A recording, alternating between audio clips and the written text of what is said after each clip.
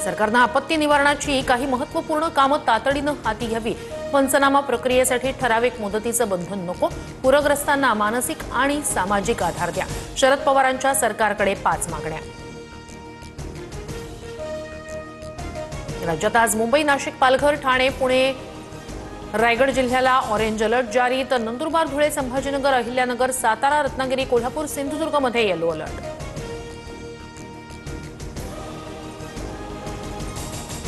बीडच्या आष्टी तालुक्यातील जोरदार पावसाचा सांगवी आष्टी परिसराला फटका। पुरात अडकलेल्या 13 शेतकरी आणि लहान मुलांना सुखरूप बाहेर काढलं। जळगावच्या एरंडोल तालुक्यातील अंजनी नदीला पूर। एरंडोल शहराचा इतर गावांसोबतचा संपर्क तुटला। एरंडोल येवला हायवेवरील वाहतूक प्रशासनाकडून बंद। खरीप पिकांचं मोठ्या प्रमाणात नुकसान। नाशिकमध्ये पावसाची विश्रांती। गोदाघाट परिसरात पाण्याची पातळी खालावली। गंगापूर धरणातून मात्र पाण्याचा विसर्ग सुरूच। पालघर आणि छत्रपती संभाजीनगरमध्ये शाळांना आज सुट्टी। मुसळधार पावसानं संभाजीनगरमधील शेतीचं मोठं नुकसान।